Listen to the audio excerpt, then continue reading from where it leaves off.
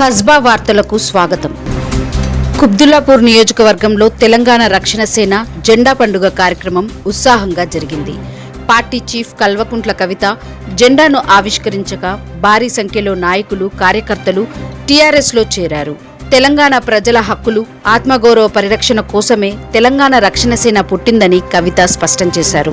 ఈ సందర్భంగా ఆమె మాట్లాడుతూ జూన్ 2 లోపు కుబ్దుల్లాపూర్లోని తెలంగాణ అమరవీరుల స్తూపాన్ని ప్రభుత్వం ఆవిష్కరించాలని డిమాండ్ చేశారు. లేదంటే టీఆర్ఎస్ ఆధ్వర్యంలో తామే స్తూపాన్ని ప్రారంభిస్తామని హెచ్చరించారు. ఉద్యమకారులు, అమరవీరుల కుటుంబాలకు ఇచ్చిన హామీలను జూన్ 2 నాటికి అమలు చేయాలని కోరారు. ప్రైవేట్ స్కూళ్ల ఫీజులపై నియంత్రణ చట్టం వచ్చే నెలలోపు తీసుకోవాలని డిమాండ్ చేసిన కవిత విద్య, వైద్యం ప్రజలపై భారం కాకూడదన్నారు. టీఆర్ఎస్ అధికారంలోకి వస్తే ప్రైవేట్లో చదివే విద్యార్థులకు కూడా ఉచిత విద్య, కార్పొరేట్ ఆసుపత్రుల్లో ఉచిత వైద్యం అందిస్తామని హామీ ఇచ్చారు. రైతులు, యువత, ఎస్సీ, ఎస్టీ, బీసీ, మైనార్టీలకు సామాజిక న్యాయం జరిగేలా తెలంగాణ రక్షణ సేన పనిచేస్తుందని తెలిపారు. యువతకు వ్యాపార రుణాలు, ఉద్యోగ అవకాశాలు కల్పిస్తామని పేర్కొన్నారు. రాష్ట్రంలో రైతులు ఇబ్బందులు పడుతున్నారని, సన్నవడ్ల బోనస్ విషయంలో ప్రభుత్వం రైతులను మోసం చేస్తోందని విమర్శించారు. జీహెచ్ఎంసీ ఎన్నికల్లో అన్ని డివిజన్లలో టీఆర్ఎస్ అభ్యర్థులను నిలబెడతామని, కుబ్దుల్లాపూర్ నుంచి టీఆర్ఎస్ ఎమ్మెల్యే గెలుస్తారని కవిత ధీమా వ్యక్తం చేశారు. తెలంగాణ రక్షణ సేనలో జాయిన్ అవుతున్నటువంటి అహ్మద్ అమ్రా గారికి మేము స్వాగతం తెలియజేస్తూ, మరి జాయినింగ్ కి ఫెసిలిటేట్ చేసినటువంటి అన్న రామిడి వెంకటరెడ్డి గారిని, మనోజ గౌడ్ గారిని, మారయ్య గారిని, నరేష్ గారిని, శాంతి గారిని, ప్రసాద్ గారిని, వెంకటేష్ గారిని, వేముల భవానీ గారిని, సాజిద గారికి అందరికీ మనస్ఫూర్తిగా ధన్యవాదాలు తెలియజేస్తూ, మరి టీఆర్ఎస్ తరఫున మేము డిమాండ్ చేస్తూ వచ్చినాం. జూన్ 2వ తారీఖు లోపల ఉద్యమకారులకు సంబంధించి ఖచ్చితంగా ప్రభుత్వం నుంచి ప్రకటన రావాలి. మీరు కమిటీలు వేసి కాలయాపన చేస్తే కుదరదు, ప్రకటన రావాల్సిందే.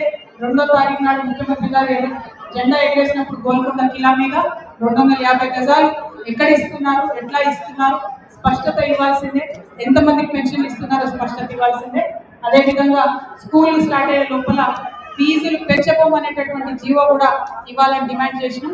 విపరీతంగా ఫీజులు పెరిగి అందరూ ఇబ్బందులు పడుతూ ఉన్నారు కాబట్టి ప్రభుత్వం ఆ జీవో వెంటనే రిలీజ్ చేయాలని చెప్పి మేము డిమాండ్ చేస్తూ ఉన్నాం. మొత్తం ఇవాళ 50 మంది తెలంగాణ రైతాంగం అంతా కూడా ఇబ్బంది పడుతున్నా కూడా కనీసం ప్రభుత్వం ఎక్కడ వరి కొనకుండా, వడ్లు కొనకుండా, జొన్నలు కొనకుండా, మొక్కజొన్నలు కొనకుండా రైతులు ఇబ్బంది పెడతా ఉంది.